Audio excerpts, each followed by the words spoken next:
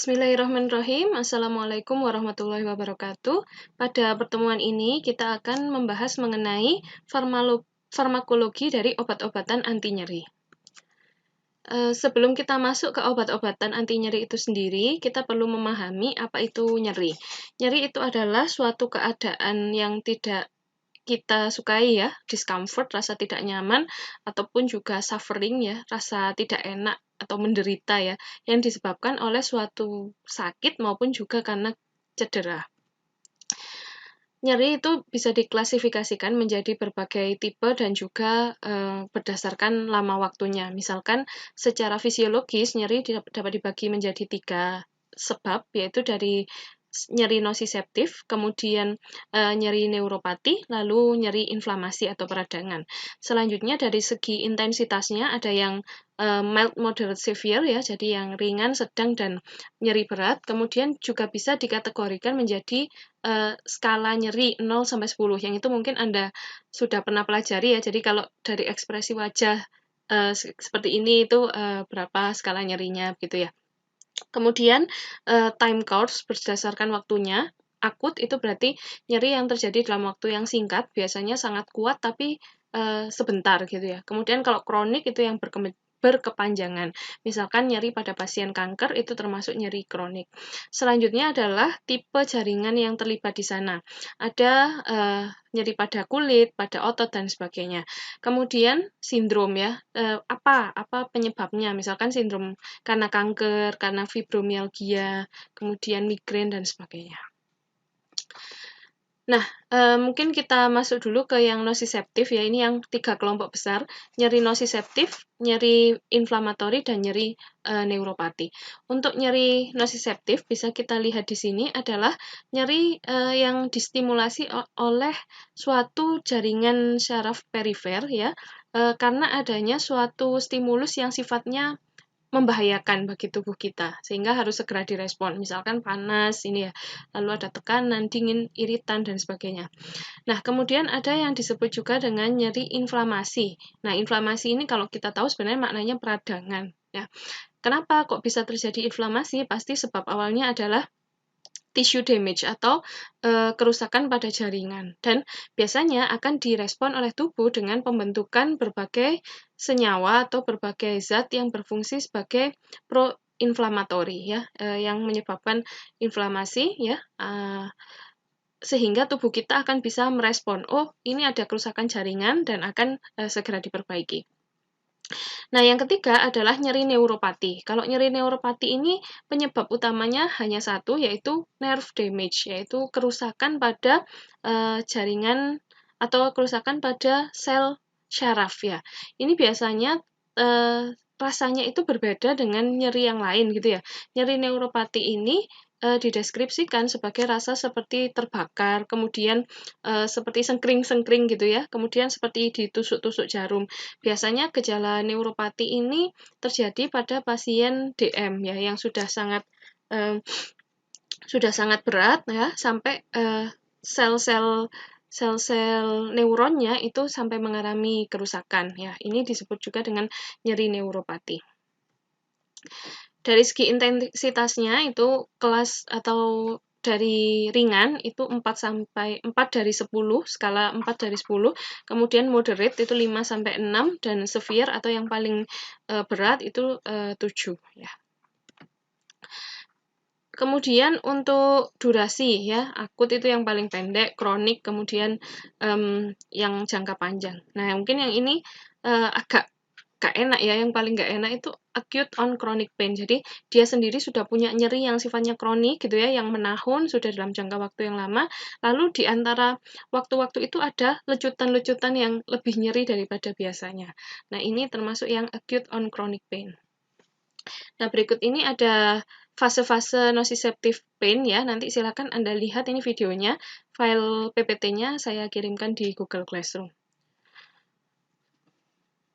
Ya, dari video tadi dapat kita ketahui bahwa nyeri itu bagaimana nyeri itu bisa terjadi, itu terdiri dari 4 tahapan ya. Tahapan yang pertama adalah transduksi. Transduksi ini apabila misalkan ada suatu gangguan ya, misalkan Anda nyubit teman Anda yang di sebelah itu ya. Nah, cubitan itu akan konversi ya atau akan diubah menjadi suatu sinyal. Nah, proses perubahan atau konversi dari stimulus di luar tubuh ini ke sinyal-sinyal listrik yang akan dihantarkan ke otak itu disebut dengan proses transduksi. Kemudian, kalau sudah terjadi transduksi, kemudian sinyal tadi akan ditransmisi atau dihantarkan. Sinyal ini akan dihantarkan ke spinal ya, ke tulang belakang ya, kemudian akan dihantarkan lagi hingga ke otak. Nah, ketika sudah sampai di otak, maka otak akan mempersepsikan, oh ini ada apa ya, ada sesuatu sinyal yang dihantarkan. Ya, otak ini akan mengartikan rasa nyeri tadi itu sebagai nyeri. Oh, ini ada gangguan ini, berarti ini adalah nyeri. Ini namanya proses persepsi.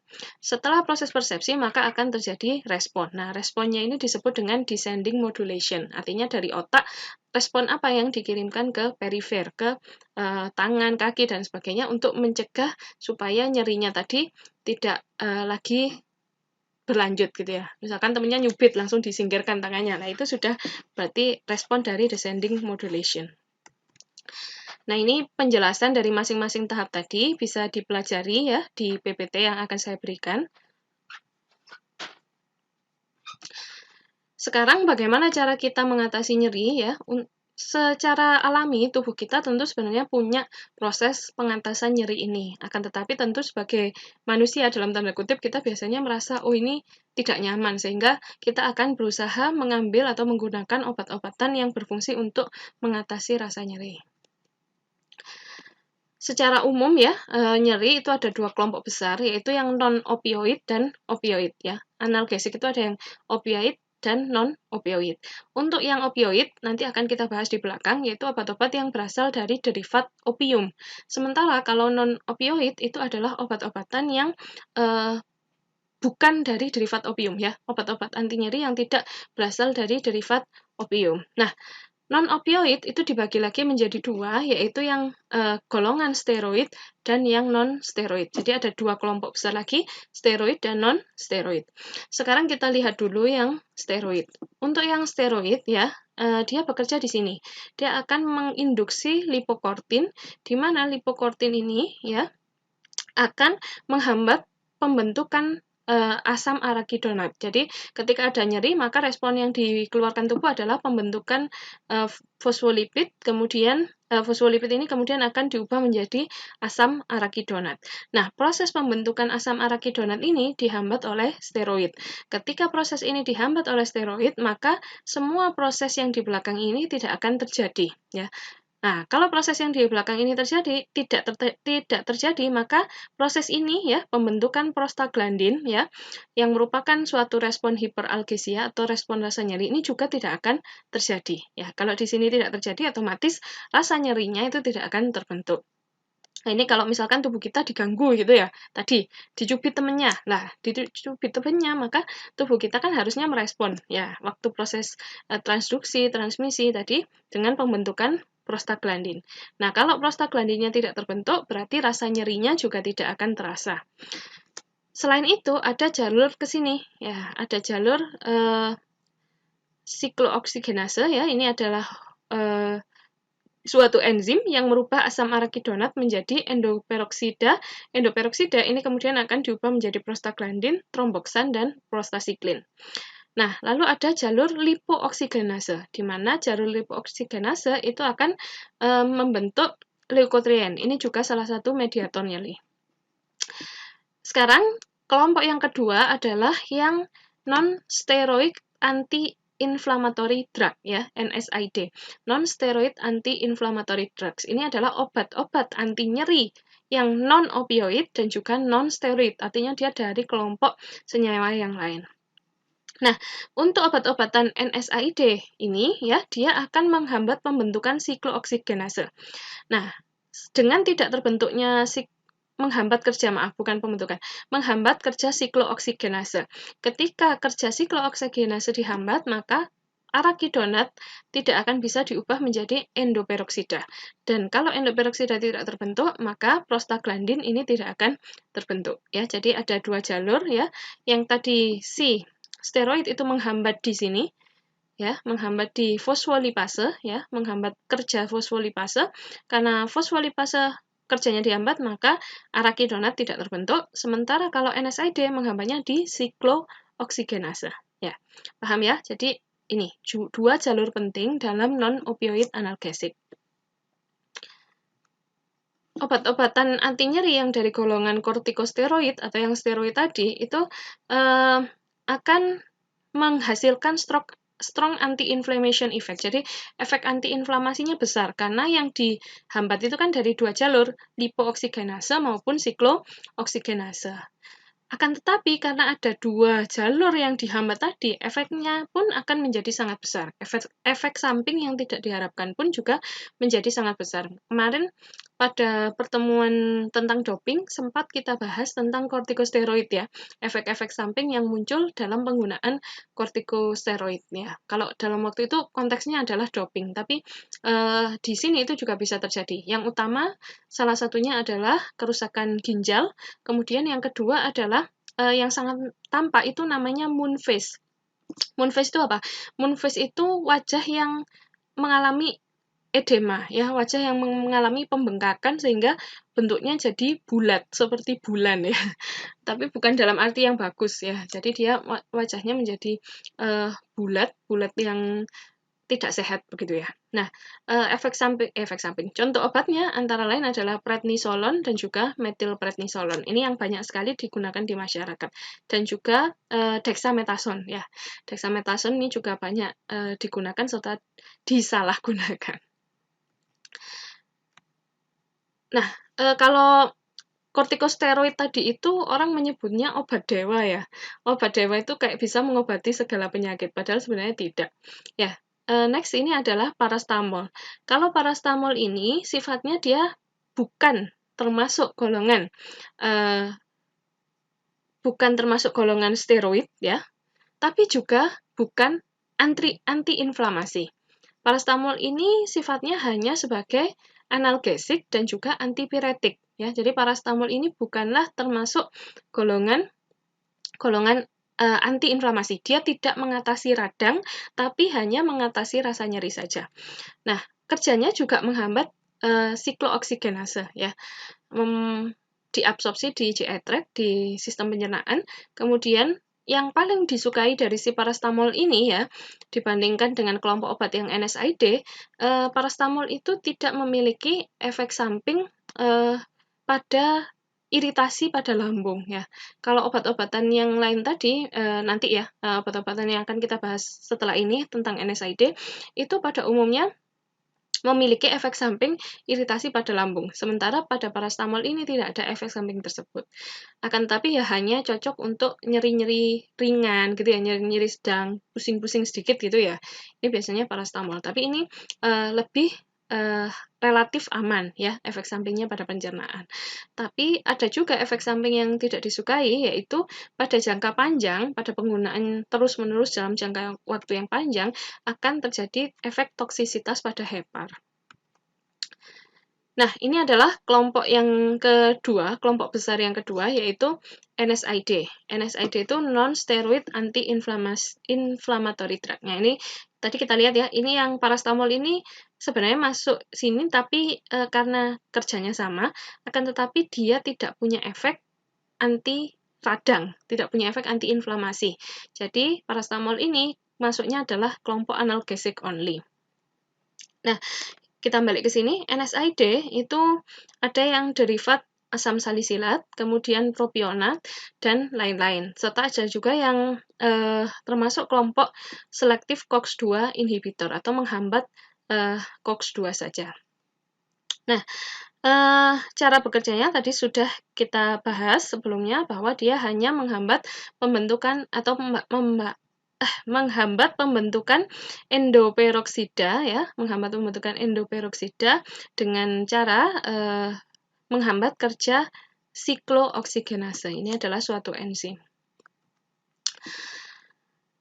Yang pertama ya, contoh obat golongan NSAID yaitu derivat-derivat asam salisilat. Nah, awalnya asam salisilat ini diperoleh secara alami dari suatu tanaman yang disebut dengan Salix alba. Ya, tanamannya seperti ini. Nah, si ekstraknya ya, awalnya itu dia pakai ekstrak Salix alba ini. Kemudian dengan sekarang lebih berkembang teknologi, maka yang tadinya harus diekstraksi ini tidak harus sekarang ya, tidak harus menggunakan ekstraksi, tapi bisa dibuat sendiri secara sintesis. Ada digunakannya untuk nyeri-nyeri yang kurang spesifik. Nah, efeknya yang tidak disukai adalah iritasi yang besar pada GI tract ya. Contoh obatnya yang sekarang adalah asetosal, aspirin, metil salisilat, salisilamid, natrium salisilat ya. Nama ininya ya, salisil. Nah, ini adalah ciri khasnya, ciri khas dari obat-obatan yang berasal dari derivat asam salisilat. Nah, adanya inhibisi atau penghambatan pada pembentukan TXA2, tromboksan A2, akan memberikan efek berupa antikoagulan. Ya, antikoagulan itu anti penggumpalan darah. Sehingga sekarang selain sebagai anti nyeri, dosis kecil ya, aspirin dalam dosis kecil itu digunakan juga sebagai pencegahan terhadap heart attack ya, serangan jantung serta stroke. Karena stroke itu kan salah satu penyebabnya adalah penggumpalan darah ya. Jadi supaya dia nggak terjadi penggumpalan darah tadi, maka diberikan obat ini dalam dosis yang kecil. Kalau antiplatelet ya, istilah lainnya antiplatelet. Selanjutnya adalah obat-obatan derivat asam propionat. Ya, ini cara kerjanya sama seperti asam salisilat, hanya saja efeknya lebih kecil ya. Contoh obatnya ini yang profen, ibuprofen, ketoprofen, naproxen gitu ya. Kemudian efek samping kalau ibuprofen ini efek sampingnya lebih rendah dari yang si asam salisilat tadi. Interaksi dengan diuretik, misalkan furosemid, thiazid, itu dapat mengurangi atau menurunkan terjadinya diuresis. Kemudian juga ada interaksi dengan obat-obatan antihipertensi, itu dapat menurunkan efeknya juga, dan tidak direkomendasikan untuk wanita yang dalam proses hamil serta melahirkan. Yang lain-lain ya, ada indometasin, piroxicam. Nah, dan ini yang paling banyak juga digunakan adalah diclofenac. Diclofenac ini adalah obat bebas ya, bisa digunakan. Terutama kalau yang sering kita tahu itu biasanya anti nyeri yang untuk topikal ya, yang hanya untuk di permukaan saja. Nah, ini contoh sediaannya, ini saya tidak ngiklan ya, ini tidak disponsori oleh Voltaren, tapi karena sediaan memang yang paling terkenal, tentu saja ada merek yang lain, nanti silakan pasti Anda akan tahu sendiri ya, pada saat proses fisioterapi, untuk mengatasi nyeri, salah satunya adalah dengan menggunakan diclofenac yang bentuknya emulgel seperti ini. Ya, karena ini digunakannya tidak diminum ya, hanya dioleskan pada bagian yang sakit, maka diharapkan dengan seperti ini, dengan digunakan secara topikal saja, efek samping pada GI tract tadi juga akan berkurang. Dalam perkembangannya ya, karena tadi kan kita sudah bahas, efek samping pada sistem pencernaan atau GI tract itu sangat besar ya. Jadi iritasi pada lambung itu sangat besar, sehingga orang itu kemudian mengembangkan bagaimana kalau kita buat obat yang hanya selektif pada COX-2. Jadi ada COX-1 dan COX-2. Siklooksigenase 1 dan siklooksigenase 2. Kalau yang siklooksigenase 2 ini yang selektif benar-benar hanya sebagai anti nyeri, sehingga harapannya tidak punya efek kemana-mana, tidak ada efek iritasi pada lambung. Nah, maka dibuatlah obat yang spesifik menarget reseptor tersebut atau menarget enzim tersebut. Salah satu contoh obatnya adalah celecoxib ya, namanya celecoxib dan juga rovecoxib ya, coxib. Kenapa cox ya? Karena ada dia reseptor COX inhibitor. Tapi ya belakangan pada sekitar tahun 2004 itu diketahui bahwa ada efek samping signifikan dalam peningkatan serangan jantung, ya, dan juga stroke. Nah, kalau yang tadi ya lucunya ya dalam tanda kutip ya, lucunya bahwa salisilat tadi itu kan bisa mengatasi ini ya, bisa mencegah heart attack dan juga stroke. Ternyata kalau COX-1 itu dihilangkan ya, efek pada COX-1 itu dihilangkan, justru sebaliknya yang terjadi adalah peningkatan secara signifikan terhadap dua efek ini. Dan ini tentu tidak diharapkan karena kan sangat berbahaya. Akhirnya pada tahun 2004 ini mulai ditarik ya sediaan ini dari pasaran. Kemudian pada tahun 2011 itu hanya ada Celecoxib saja yang beredar di pasar Amerika. Ya, setahu saya di Indonesia juga sudah hampir nggak ada, ya hanya Celebrex ini saja. Nah, kita masuk pada bagian yang terakhir, yaitu opioid analgesik, obat-obatan anti nyeri yang merupakan derivat dari opium. Nah, opium itu sebenarnya dari mana sih ini loh? Opium itu diambil dari tanaman ya, dari tanaman yang disebut itu poppy. Kalau orang Barat menyebutnya poppy ya, lucu ya. Bentuk tanamannya seperti ini. Ini apa buahnya ya? Ini buahnya. Nah, opium itu diambil dengan cara ini disayat, kemudian diambil getahnya. Getahnya inilah yang dipakai oleh orang-orang ini untuk nyandu, ya, untuk mencandu. Nah, setelah itu dia akan ini buahnya ya, ini bunganya seperti ini. Poppy flower itu sangat cantik memang ya, sangat indah. Ini salah satu contoh pekerja yang sedang menyayat ini poppy atau opium. Nah, sekarang apa memang ya, jadi opium ini punya efek anti nyeri yang besar. Akan tetapi, bukan hanya efek anti nyerinya saja yang sangat besar, ada efek lain yang tidak diharapkan, yaitu addiction atau kecanduan atau ketergantungan. Bahkan di masa lalu, orang itu menggunakan opium ini bukan untuk mengatasi nyeri, tapi untuk untuk nyandu memang ya, untuk recreational drug. Istilahnya recreational drug itu obat-obat yang memang hanya digunakan untuk bersenang-senang, untuk efek rasa nyaman gitu ya. Tapi pada tahun sekitar abad ke-19 itu sangat umum orang menggunakan laudanum. Laudanum itu opium yang dilarutkan di dalam alkohol kemudian dihirup. Nah, kenapa mereka menggunakan itu ya? Banyak bisa untuk nyeri, kemudian juga depresi gitu ya, dan juga gejala-gejala yang lain karena keterbatasan pengetahuan pada masa itu. Ya, di dalam tubuh kita ya sebenarnya memang opioid ini sudah ada secara internal, tapi dalam jumlah yang sedikit ya. Contohnya endorfin, dinorfin, dan enkefalin, di mana mereka akan berdekatan dengan reseptor opioid yang ada di otak. Nah, kalau endogenous peptide atau reseptor atau opium yang memang sudah ada secara internal di tubuh kita, itu ikatannya dengan reseptor itu hanya sebentar ya, maksudnya tidak kuat dan tidak terlalu lama ya, sehingga tidak akan sampai menyebabkan efek kecanduan. Nah, kalau opioid yang berasal dari luar, misalkan morfin, heroin, dan sebagainya, dia akan berikatan dengan lebih kuat pada reseptor tersebut, sehingga tadi efeknya pun akan menjadi lebih kuat daripada yang secara alami memang berada di dalam tubuh kita. Akibatnya apa? Akibatnya adalah ini ya, orang itu awalnya misalkan dia kita lihat yang warna merah ini adalah ketika diberikan opioid. Awalnya dia menggunakan ini sebagai terapeutik, misalkan mengatasi rasa nyeri ya. Nah, ketika dia menggunakan obat ini, kemudian dia merasa nyerinya hilang. Tapi di samping nyeri yang hilang itu ada efek euforia atau merasa senang, merasa bahagia.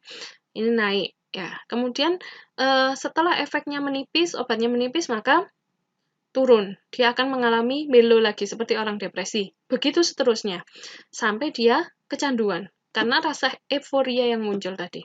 Nah, lama-kelamaan obat ini diturunkan dosisnya ya menjadi lebih rendah sehingga menjadi lebih normal, bahkan di bawah normal ya.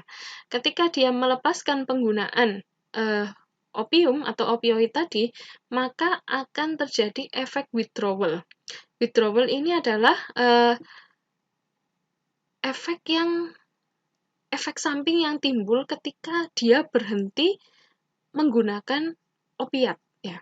Kalau dia berhenti menggunakan opiat, maka dia akan mengalami efek samping yang seperti kebalikan dari penggunaan opium tadi, seperti anxiety, cemas, lalu panik, kemudian kebalikan dari euforia, disforia. Jadi dia merasa sedih secara tidak jelas apa sebabnya ya.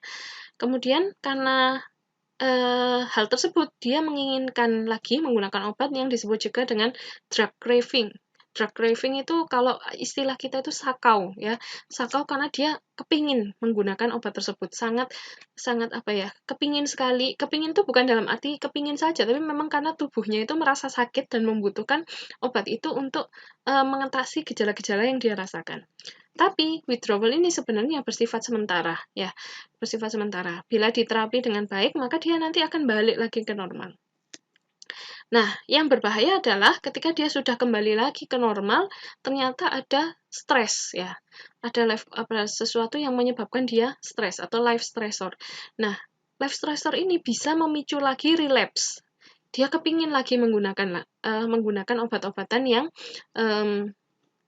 menyebabkan atau yang mengatasi anxiety maupun disforianya yang hanya bisa muncul apabila dia menggunakan opioid. Akhirnya dia menyalahgunakan dengan menggunakan heroin. Ya, ini sangat berbahaya ya. Jadi kalau dia menggunakan obat ini, efeknya itu naik turunnya itu parah ya. Jadi kalau dia nggak pakai, anxious ya, dia merasa cemas, kemudian disforik, merasa sedih, tapi begitu minum atau kalau minum tidak terlalu kuat ya, biasanya yang paling kuat yang intravena. Ketika dia menggunakan intravena langsung naik, seret. Ya, dia menjadi euforianya berlebihan. Kemudian turun lagi. Nah, naik turunnya ini sangat parah ya. Akhirnya dia kecanduan menggunakan heroin. Nah, ini adalah contoh dari gejala atau apa yang terjadi ketika seseorang itu menggunakan opioid dalam waktu yang panjang hingga mengalami drug dependence atau ketergantungan penggunaan obat-obatan golongan opioid. Sebenarnya, opioid bila digunakan dengan terapi yang tepat ya, dengan petunjuk dokter dan diberikan dengan gejala yang tepat, itu sebenarnya memang bisa memberikan efek sebagai anti nyeri ya, karena memang efek anti nyerinya itu kuat. Salah satunya itu adalah untuk nyeri-nyeri di organ-organ dalam, bukan nyeri ringan yang masih bisa dengan anti analgesik tadi ya, tapi yang non steroid tadi kan itu nyeri-nyeri ringan ya. Nah, ini nyeri yang sudah sangat berat, misalkan pada pasien kanker. Nah, di sini memang salah satu contohnya adalah morfin yang paling banyak digunakan sebagai anti nyeri pada kondisi tersebut. Lalu ada diamorfin. Kalau diamorfin ini heroin ya, jadi ini tidak boleh ya, tidak boleh digunakan untuk terapi. Jadi kalau di peraturan pemerintah itu ada kelas-kelas ya, ada kelas-kelas obat-obatan ya tentang narkotik dan psikotropik yang boleh digunakan untuk terapi dan tidak boleh digunakan untuk terapi. Diamorfin atau heroin itu termasuk yang tidak boleh digunakan untuk terapi karena onset of action-nya itu memang lebih cepat. Jadi ketika dipakai itu dia memang cepat untuk menimbulkan efek. Tapi efek sampingnya ya dan juga sedasi ya, tidur-tidur ngantuk gitu itu yang dihasilkan serta adiksinya ya, ketergantungannya itu menjadi lebih besar dibandingkan morfin. Kemudian ada metadon. Metadon ini durasinya lebih panjang. Nah, biasanya digunakan secara oral untuk treatment ya, untuk mengatasi pasien yang kecanduan heroin maupun morfin. Metadon ini biasanya diberikan di puskesmas ya, secara bertahap. Jadi harian kayak untuk rehabilitasi begitu loh. Jadi memang kan tidak bisa dilepaskan langsung. Kalau dilepaskan langsung kan akan timbul withdrawal syndrome. Withdrawal syndrome tadi akan mengakibatkan dia mengalami sakau tadi ya. Nah, untuk mengatasi hal tersebut, maka dia tetap diberikan golongan opioid yang di sini digunakan metadon, tapi dengan dosis yang diatur kecil-kecil ya. Ada puskesmas maupun juga rumah sakit yang punya polirumatan metadon ya.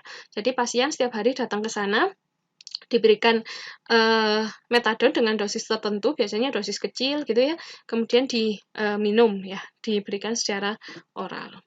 Lalu ada petidin. Petidin ini onsetnya cepat tapi durasinya pendek, tidak cocok untuk long treatment pain. Kemudian juga dia punya interaksi dengan obat-obatan golongan MAUI ya, monoamin oksidase inhibitor. Sehingga dia punya efek delirium, kemudian hiperpireksia ya, demam, kemudian convulsion, kemudian respiratory depression. Jadi hambatan pada sistem pernafasan.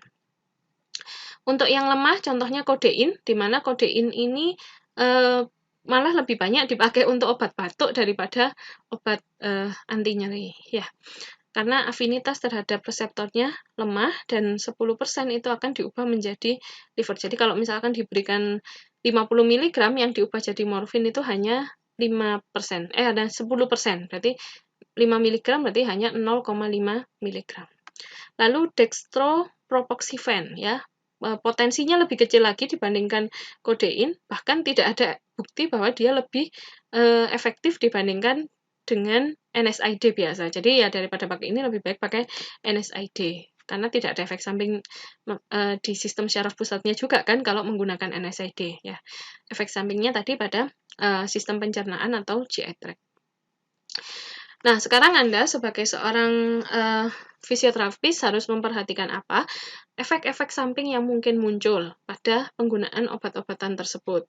Ya, misalkan ada pasien yang tidak kuat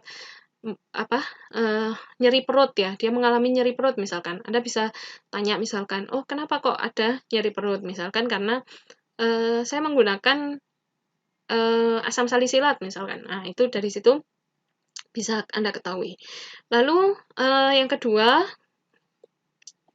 penggunaan kortikosteroid ya, tadi akan bisa meningkatkan resistensi insulin, imunosupression, dan sebagainya, dan efek-efek metabolik yang lain. Lalu, aspirin dan NSAID itu dapat meningkatkan risiko terjadinya bleeding atau perdarahan, karena kan dia punya efek antikoagulan atau antiplatelet.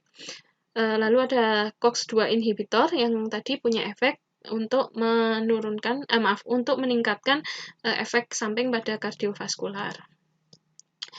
Yang kedua yang harus Anda perhatikan adalah bila pasien itu punya penggunaan atau punya riwayat penyakit diabetes mellitus, infeksi, hipertensi gitu ya, selama proses rehabilitasi, risiko terjadinya hemorrhage ya, perdarahan, kemudian juga risiko penggunaan COX-2.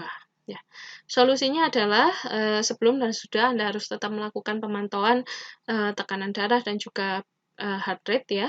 Lalu untuk pasien yang diabetik itu cek gula darahnya dulu ya, karena apalagi pasien diabetik yang gula darah sekaligus penggunaan glukokortikoid ya, obat-obatan golongan kortikosteroid. Biasanya kalau pasien nggak punya riwayat DM pun ketika dia menggunakan kortikosteroid dalam jangka panjang, efek sampingnya gula darahnya biasanya juga akan naik, sehingga bisa diatur untuk kegiatan-kegiatannya dengan menyesuaikan kondisi tubuhnya tadi. Kemudian juga kalau ada risiko terjadi perdarahan ya, nyeri pada otot itu juga harus diketahui. Nah, untuk pasien yang terapinya berhasil ya, penggunaan NSAID dan sebagainya itu akan bisa mengatasi nyeri yang dia alami atau cederanya, sehingga nanti juga outcome pada saat latihan itu juga akan menjadi lebih baik. Kemudian dengan menggunakan obat-obatan yang tepat itu juga akan kemampuannya dalam melakukan olahraga itu juga bisa meningkat. Nah, ini adalah sumber-sumber yang saya gunakan, bisa nanti sambil dipelajari. Terima kasih. Wassalamualaikum warahmatullahi wabarakatuh.